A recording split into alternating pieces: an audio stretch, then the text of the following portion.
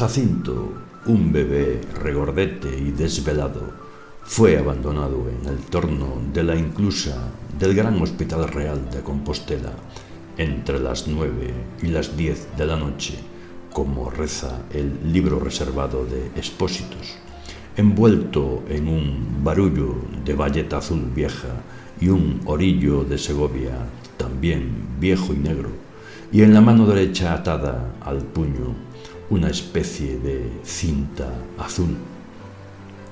El presbítero compostelano, don Jacinto de Ponte y Andrade, lo bautizó poniéndole su propio nombre. El lazo que el niño lucía en su muñeca no era un adorno, era una señal de pedida por la que su madre lo reclamaría algún día, seguramente cuando las cosas fuesen mejor. Muchos otros bebés la llevaban, cintas, notas, marcas de cualquier tipo para reclamar al hijo abandonado, pero muy pocos volvían con sus padres. La escasez de recursos o nuevos hijos ante la falta de anticonceptivos eran los principales motivos por los que los huérfanos lo eran para siempre. Jacinto también. Se lo llevó a lactar un ama de cría, mujeres que hacían esa labor por dinero, amamantándolos en sus casas hasta los 2 o 3 años. Pero solo el 50% de los niños abandonados cumplía 2 años y el 70% no llegaban a los 10. Jacinto sobrevivió, pero nunca volvió con sus padres. Una nota final en su ficha de registro dice textualmente: este niño fue escogido en virtud de orden de su majestad para transportar la vacuna de las viruelas a la América, siendo remitido a este fin desde esta Real Casa de La Coruña en 8 de noviembre de 1803. Pocos días después, el 30 de noviembre, partiría del puerto de La Coruña, formando parte de los 22 niños expósitos de la Real Expedición Filantrópica de la Vacuna, dirigida por el alicantino Francisco Xavier Balmis.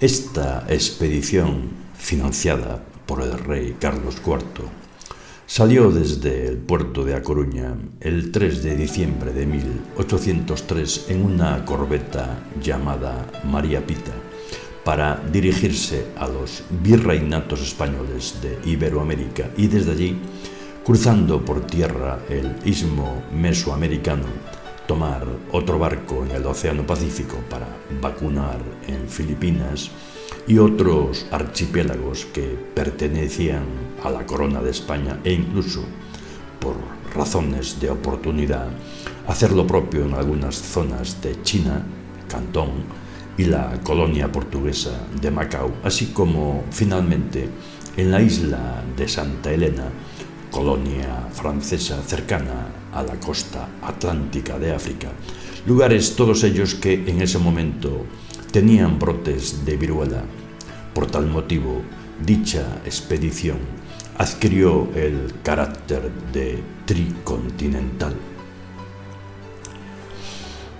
Estos niños vacuníferos que iban a bordo fueron parte esencial de la expedición, pues, como indica ese nombre, eran los portadores de la linfa vacunal por el curioso procedimiento de ser dos de ellos contagiados en España al iniciarse la expedición y luego cada 10-12 días, cuando curaban sus úlceras, se inoculaba la última linfa rezumada por dichas úlceras a otra pareja y así sucesivamente hasta que, al llegar a los destinos previstos, se hacía lo propio con niños aborígenes, de manera que el procedimiento podía aplicarse a una cantidad enorme de personas.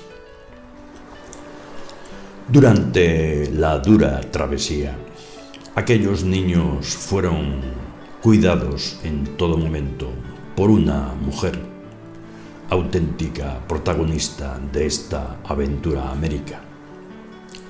Se llamaba Isabel Zendal Gómez y era la rectora de la inclusa del Hospital de la Caridad de A Coruña, reconocida por la Organización Mundial de la Salud como la primera mujer enfermera en misión internacional.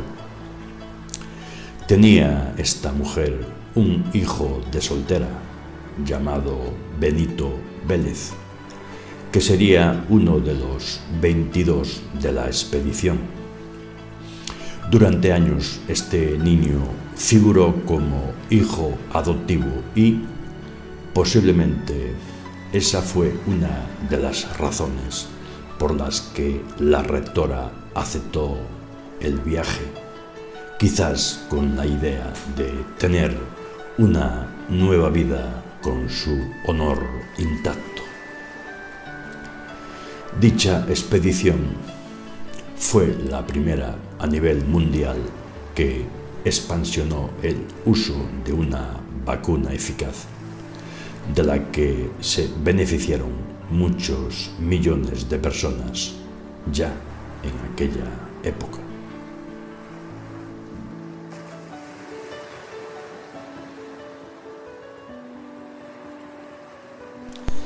Bien podríamos decir que la ciudad de Roma surgió del oportuno instinto de una nodriza, en este caso de una loba, que supo y pudo anteponer su naturaleza maternal a la del depredador que era, y eso para alimentar a dos criaturas, Rómulo y Remo, señaladas por la leyenda como fundadores de la ciudad. No fue el único animal señalado por la fabulación como accidental ama de cría. Lo han sido las leonas, las osas, las ciervas. A cambio, y que nosotros sepamos, las nodrizas del norte de España alimentaban con su leche a cachorritos de perro en sus largos viajes desde sus lugares de origen a los de destino, con el fin de que ese preciado líquido no se les retirara por las largas distancias a recorrer. La leche materna en el imaginario colectivo puede considerarse como un fluido más limpio y puro que existe en la naturaleza. La imagen de una mujer amamantando a un dios es pródiga en todas las culturas.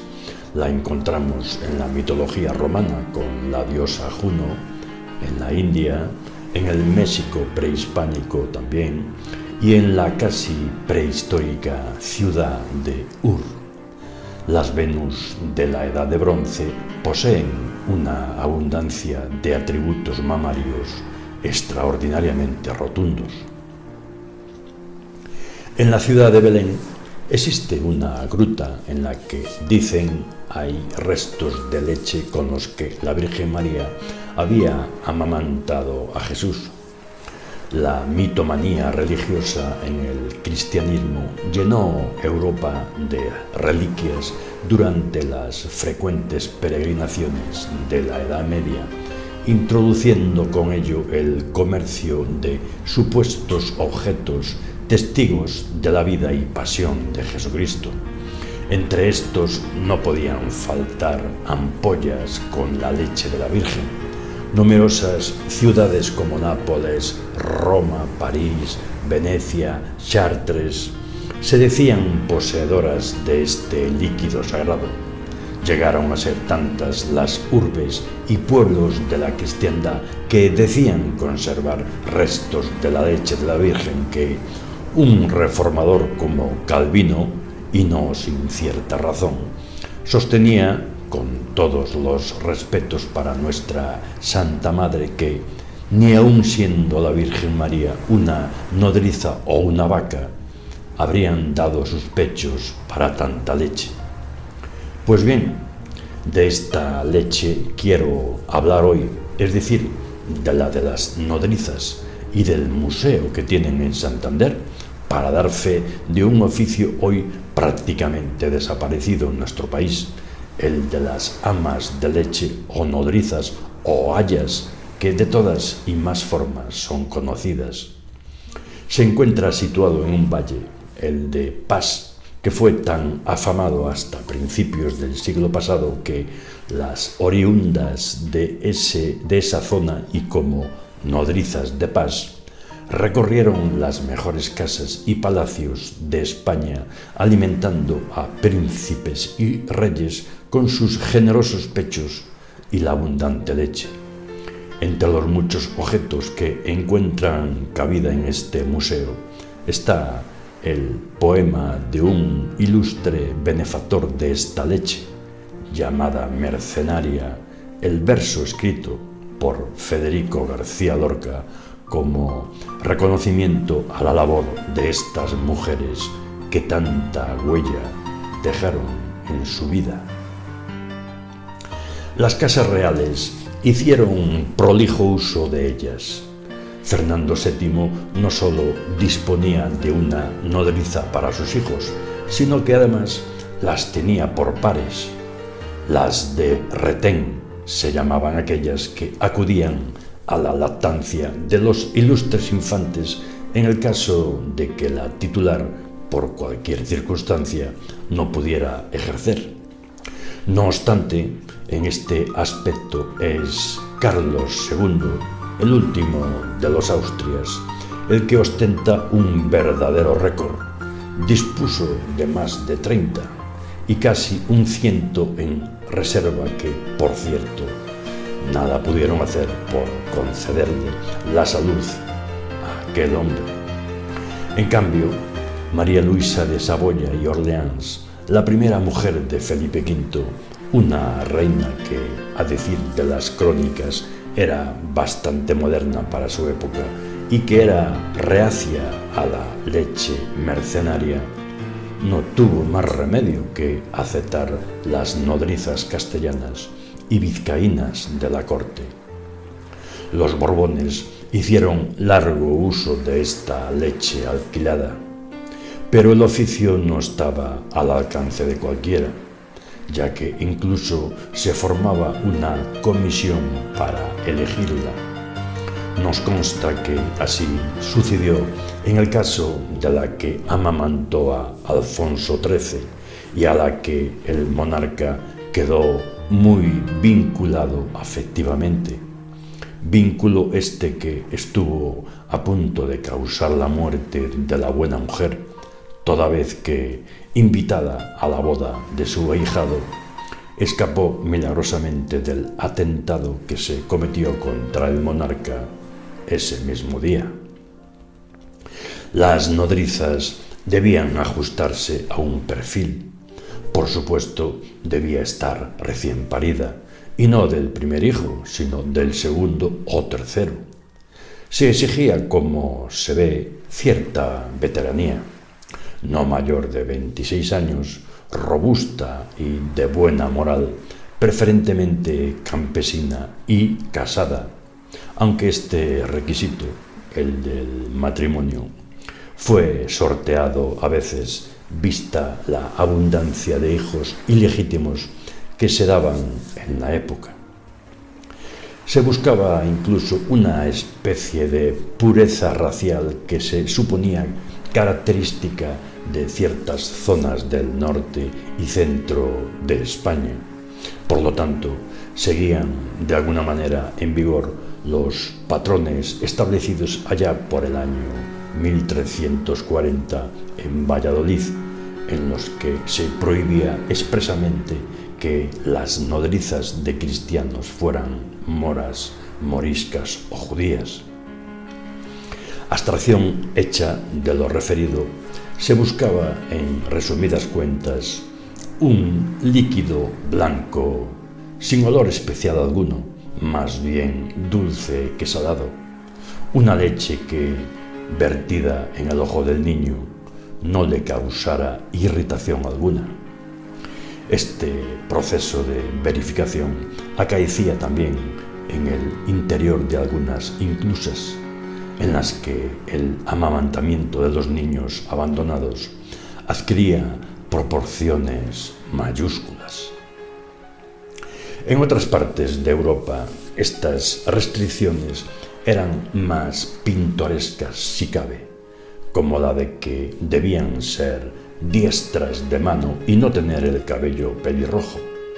Esta restricción existía también en las inclusas españolas y al parecer era debido al supuesto mal carácter de los rubicundos. Otras restricciones eran más naturales y hasta de agradecer, como la de que su aliento no debía de ser hediondo. Una buena dentadura y un cabello sano eran la mejor garantía para una buena nodriza. No en balde, las enfermedades venéreas suelen dejar huella tanto en la boca como en el pelo. Madame d'Aulnoy, una aristócrata francesa de viaje por España en el siglo XVII, refiere que esta precaución, si no suficiente para garantizar una lactancia sana, sí que se seguía estrictamente en España y con seguridad en el resto del continente. En Francia, las nodrizas solían proceder de la Normandía y en Alemania de Sajonia. El mecanismo de la leche en el pecho es muy simple. Cuanto más se demanda, más produce. Teóricamente, la lactancia podría mantenerse indefinidamente. Si se vacían con frecuencia y regularidad, mayor será la cantidad de leche y menor la probabilidad de un nuevo embarazo. Es pues el primer anticonceptivo. La leche de la madre es un alimento milagroso. Conserva en su composición todos los elementos necesarios para frenar las infecciones que no solo haya sufrido la madre, sino su abuela y la abuela de ésta. Todos los anticuerpos que ha memorizado la historia reciente de la especie y que a él, a ella, le van a ser necesarios para vencer las infecciones. Con todo, y a pesar de que, gracias a la ingesta de leche materna, el bebé recibe todo lo necesario para superar multitud de enfermedades, el descuido, cuando no la ignorancia, han sido una fuente notable de infecciones para generaciones de lactantes. La sífilis, tuberculosis, herpes, varicela, hepatitis y otras muchas enfermedades eran fácilmente transmisibles, sobre todo en épocas en las que los controles sanitarios no existían o eran muy precarios. Por eso las nodrizas debían presentar un aspecto saludable como primera garantía de vigor. Tradicionalmente, la leche de pago no ha tenido buena prensa entre los humanistas e intelectuales. Galdós y mesoneros romanos intelectuales españoles del XIX las tratan con bastante rigor. Las nodrizas de la Casa de Austria tenían fama de ser extremadamente descuidadas y negligentes en su trabajo, dejando zambos a la mitad de los infantes por no saber colocar los pañales. Una de ellas, si bien de forma indirecta, la que trajo Isabel de Farnesio de Italia, estuvo a punto de causar una revuelta palaciega al usurpar, por decisión de la reina, el rígido protocolo de la lactancia cortesana. Luis Vives, San Agustín, Fray Luis de León las rechazaban. También Ramón Llull, que insiste en eso del aliento pestífero de las nodrizas, al que hacíamos referencia anteriormente. Rousseau arremete contra las madres melindrosas y frívolas que entregan sus hijos a crianzas ajenas, aunque su indignación no era muy de fiar, toda vez que él, propio Rousseau, había entregado a la inclusa a 4 de sus hijos que, vista la altísima mortalidad de estas instituciones, era como una condena a muerte.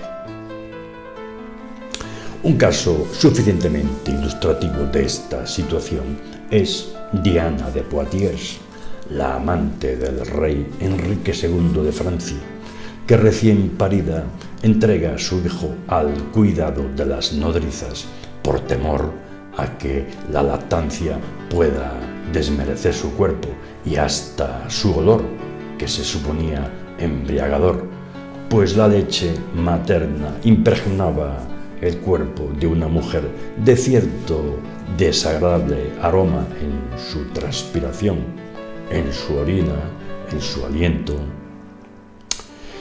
En efecto, la lactancia como enemiga de la belleza femenina es una constante a través de la historia. Pero tiene también otros riesgos para el bebé, y me explico. Se pensaba que a través de la leche el lactante no solo se alimentaba, sino que adquiría carácter, la naturaleza que hará de él un adulto equilibrado, un hombre de bien. Por eso la nodriza debía tener los valores que supuestamente tenía que transmitir a sus ahijados. En Egipto gozaban de gran prestigio. Tenemos en el país del Nilo un importante precedente histórico, el de Moisés, salvado de las aguas y criado por un ama de cría.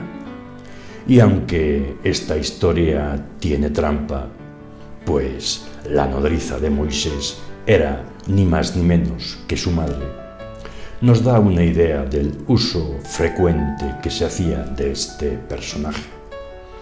Los hijos del faraón eran criados habitualmente por nodrizas, siendo los hijos naturales de esta hermanos de leche del faraón y tenidos en gran consideración. Las relamidas atenienses entregaban también a sus infantes al rigor y contundencia de las mujeres espartanas. Mahoma, huérfano de padre, también fue entregado por su madre a una nodriza. Por cierto, es el Corán y el cristianismo los que empiezan a criminalizar tanto el abandono de niños como el infanticidio. Los amantes de la antigüedad clásica, entre los que me encuentro, haríamos bien en verificar el trato dispensado a los niños en Grecia y en Roma.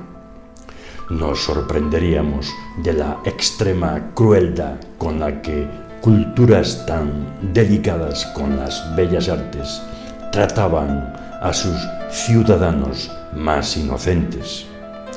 Bueno, ciudadanos no, pues serán precisos algunos cientos de años más para que los niños fueran siquiera considerados como personas.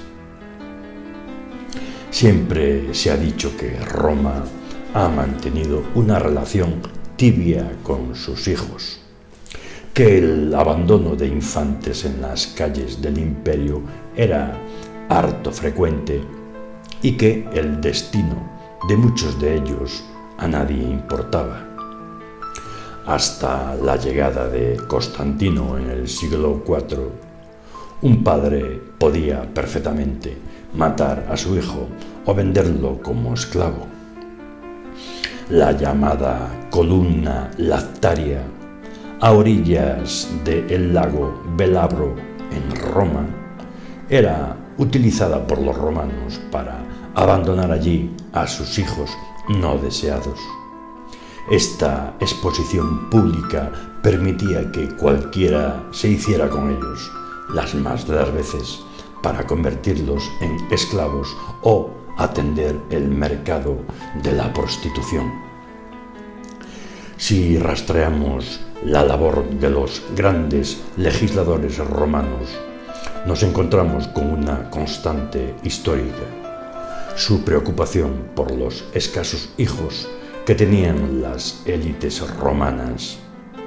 Las remilgadas damas romanas solían entregar a sus hijos recién nacidos a amas de cría que, aparte de la lactancia, acompañarían el crecimiento del niño o de la niña como su mejor confidente y amiga, y ello en detrimento de los lazos de afecto que deberían establecer con sus padres naturales.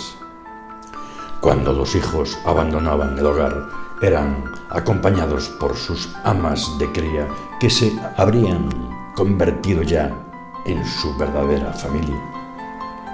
La justicia en la España musulmana solía conceder el derecho de visita a los niños y niñas que las nodrizas habían amamantado, estimando que esta relación era tan importante o más que los vínculos de sangre.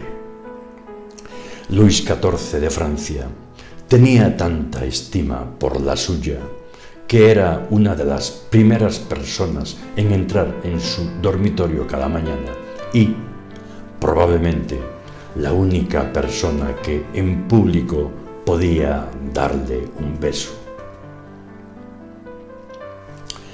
En China sucedía algo parecido. Refiere Marco Polo una leyenda en la que uno de los más de 300 emperadores que tuvo China, Roma solo llegó a los 130, era un hombre extraordinariamente compasivo. Poseía un cuerpo de nodrizas que pagaba con sus propios fondos y que atendían a los niños abandonados hasta que eran entregados a otras familias. Una situación cuando menos ideal, vistas las infinitas intrigas de la corte china que dejaban como un inocente patio de colegio las del Foro Romano, y en la que innumerables nodrizas fueron acusadas de envenenar a los herederos de la primera emperatriz, de la segunda emperatriz, de alguna de los cientos de concubinas. En fin, merodear por la corte china era siempre una actividad peligrosa.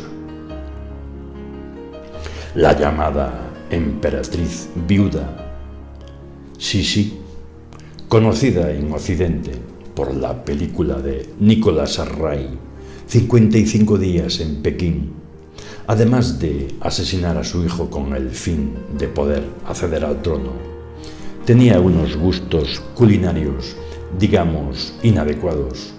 Le gustaba la leche humana.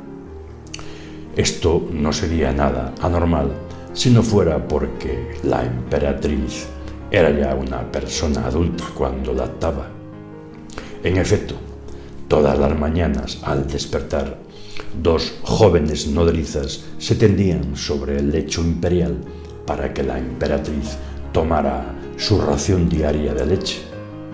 Y no cualquier leche, sino aquella resultado de una dieta severísima, la de aquellas infelices sometidas de por vida a un régimen sin sal, ni azúcar, ni grasa alguna. La lactancia mercenaria, es decir, la de las nodrizas, siempre ha tenido sus detractores, higienistas sociales, filósofos, políticos. Todos han considerado que este tipo de lactancia implicaba con frecuencia el abandono de los hijos propios. Estos quedaban alimentados, en el mejor de los casos, por otras nodrizas pagadas o eran directamente abandonados en inclusas o casas cuna que, desbordadas, eran incapaces de sufragar la alimentación de estos bebés. Los niños morían irremediablemente mientras que sus madres naturales alimentaban a niños ajenos. En el siglo XIX, en España, llegó a plantearse en determinados círculos la cuestión sobre la propiedad de la leche materna. ¿Pertenecía esta a la madre o pertenecía al niño? La deriva de la respuesta estaba muy clara. Si pertenecía al niño, la madre no podía utilizarla más que en beneficio de éste. Hoy en día, estas disputas parecen pertenecer a la prehistoria social y, sin embargo, no son tan remotas en el tiempo. Hace apenas 100 años existieron en algunos países europeos unas curiosas y críticas instituciones llamadas gota de leche, auténticas, si se me permite la expresión, vaquerías de leche materna o bancos de alimentos infantiles donde, teóricamente y de forma desinteresada, mujeres en periodo lactante ofrecían su leche sobrante para los niños de hospicios e inclusas, leche que debía de ser consumida en el día. Era la leche de la vida. Y la ciudad de Santiago de Compostela también tuvo su gota de leche.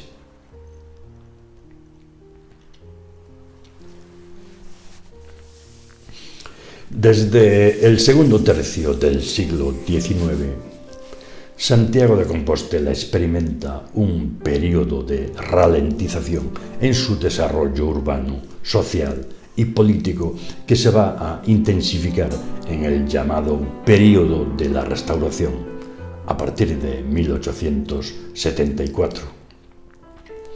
Su carácter de ciudad eminentemente levítica y carlista le procuró un mal encaje en la nueva administración liberal que fue mucho más proclive a favorecer a la capital de la provincia, que era en esos momentos A Coruña. Los servicios públicos como agua y luz eléctrica llegan a Compostela con notable retraso sobre otras urbes gallegas como A Coruña o Pontevedra. A Santiago le quedaban como parco consuelo la enseñanza y la sanidad, entre otras cosas, porque no podía aspirar a ser un gran centro comercial ni burocrático debido a sus malas comunicaciones con el norte, a pesar de la precocidad de su enlace ferroviario con Carril y el no haber obtenido el estatuto de capitalidad de provincia en 1833. Por ello era sobrepasada en masa funcionarial y militar, con todo lo que esto suponía social, política y económicamente, por urbes mejor dotadas en este aspecto como Coruña y Ferrol, e incluso por las ciudades del sur de Galicia. A Santiago no le quedó más remedio que jugar las bazas de la enseñanza como sede de la única universidad gallega y de la sanidad con el prestigio de la clase médica universitaria y el hospital antaño real, y en esta época en manos de la Diputación Provincial con parte de compartida con la Facultad de Medicina como hospital clínico. Jugaron, sin embargo, a favor de Santiago dos poderosos agentes.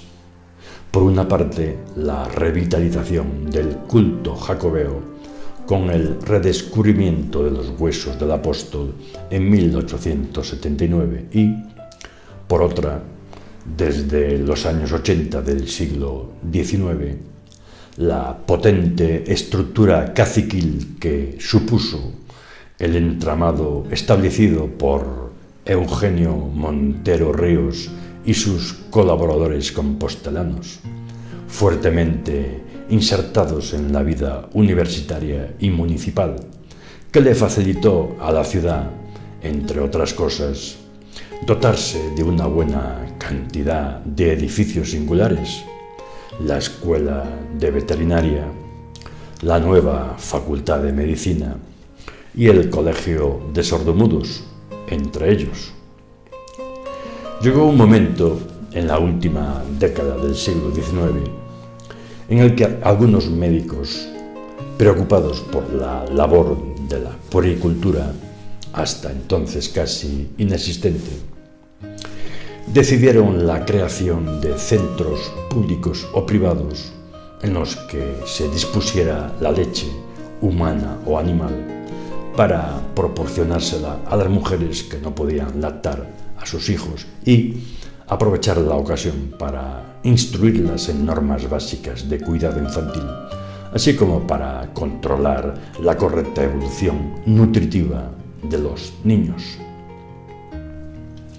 Pierre Boudin y Gaston Barriot, en París, habían montado dispensarios de atención a lactantes nacidos en sus hospitales, pero la obra verdaderamente fundamental que ahora nos interesa es la creación en 1894 en la ciudad de Fécamp, norte de Francia, por el doctor Léon Dufour, de una institución dedicada en exclusiva a esa labor de reparto de leche y control de los niños y las madres de cualquier origen social y geográfico. Dufour bautizó su centro como Gota de Leche, tomando estas palabras de un poema de Alfred de Musset: una gota de leche en la bóveda celeste cae, se dice antiguamente, del firmamento. El nombre hizo fortuna con rapidez y se extendió a todos los centros creados con su inspiración por Europa.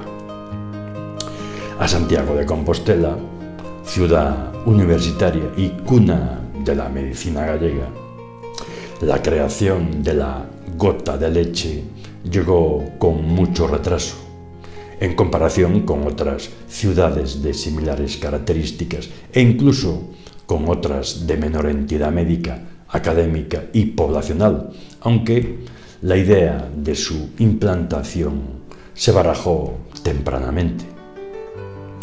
En octubre de 1911, la Comisión Ejecutiva de la Asociación Compostelana de Caridad, al cumplir sus primeros 6 meses de existencia, presidida por Máximo de la Riva, rinde informe público en la prensa y manifiesta tener intención de acometer todas las acciones que contribuyan al bienestar material y moral de las clases desvalidas. Entre ellas cita a la gota de leche.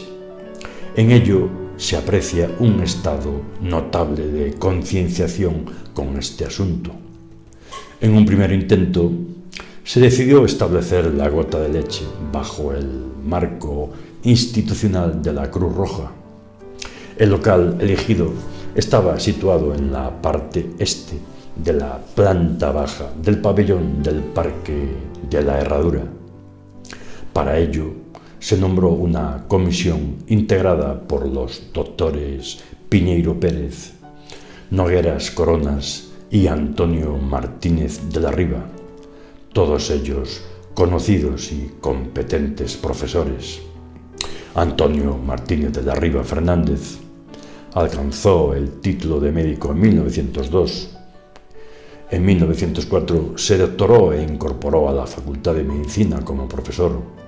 Fue un gran cirujano, introductor en España de técnicas quirúrgicas de cesárea, en la que obtuvo brillantes resultados.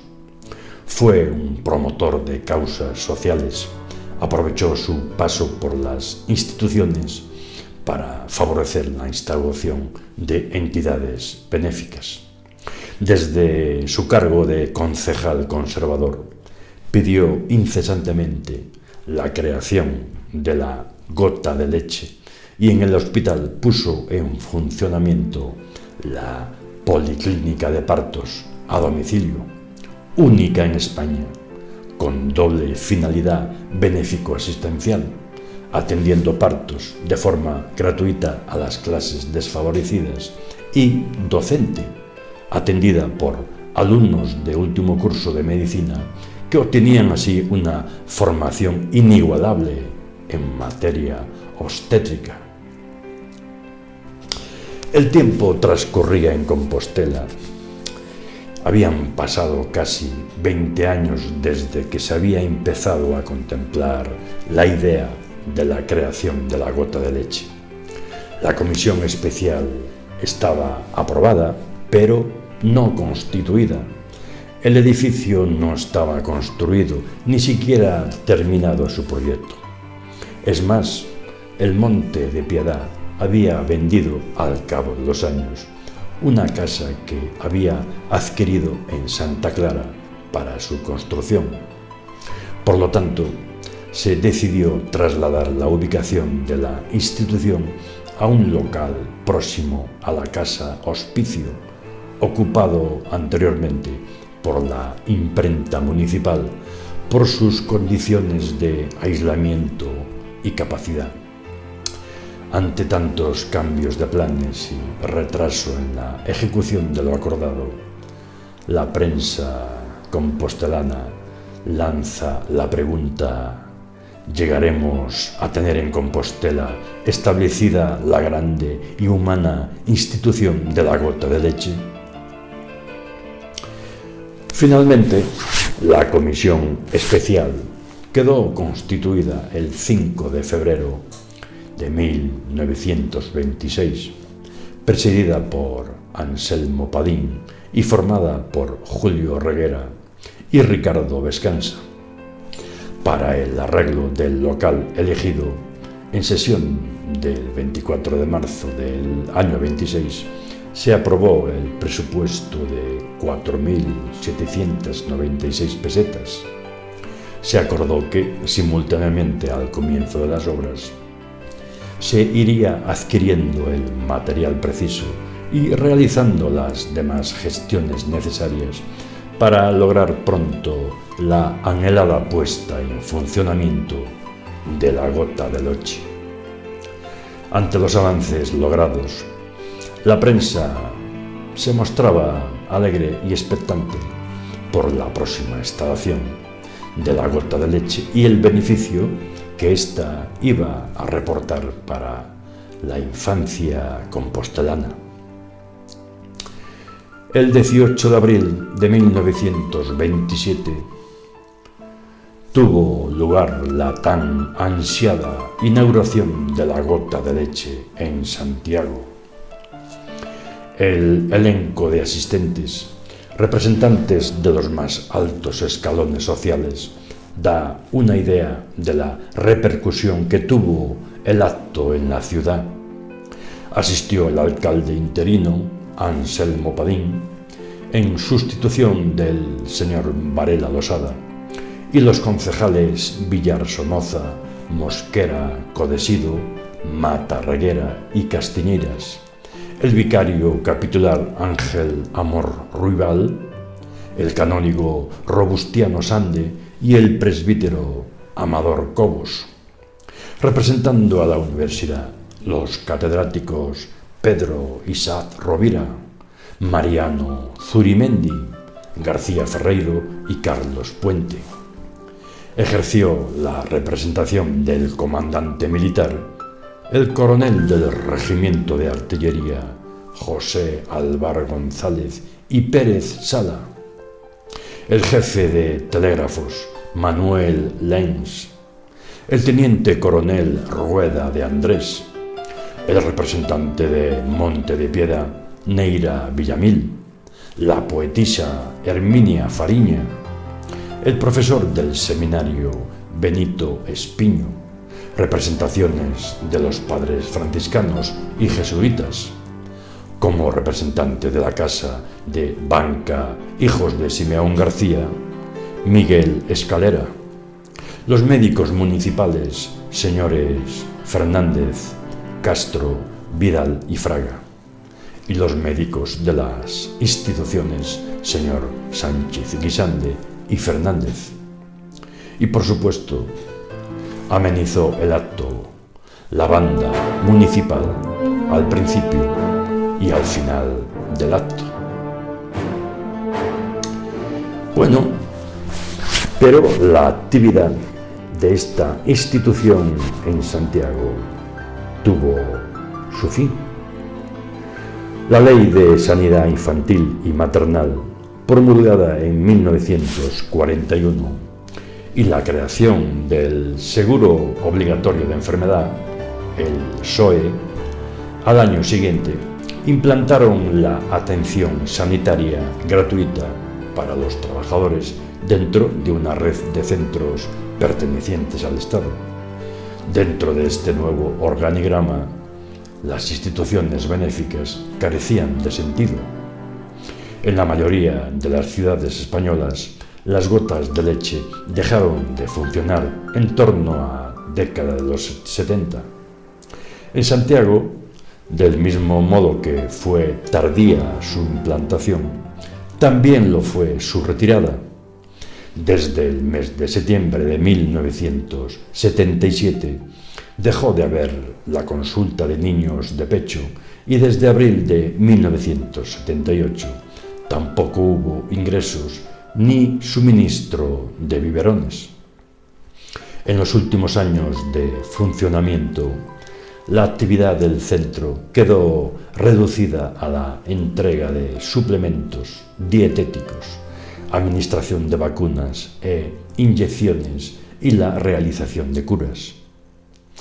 Dejó de funcionar definitivamente en el año 1980. Durante la dictadura de Primo de Rivera, la Segunda República, la Guerra Civil, el franquismo y la transición, la gota de leche cumplió adecuadamente con sus funciones asistenciales y educativas, con diferentes niveles de actividad y demanda según las épocas. Si bien los resultados de esta benéfica institución hay que encuadrarlos dentro de una batería de medidas de protección a la infancia, podemos decir que fueron sumamente satisfactorios por la reducción de la mortalidad infantil que propiciaron y las mejoras en los indicadores de salud materno-infantil.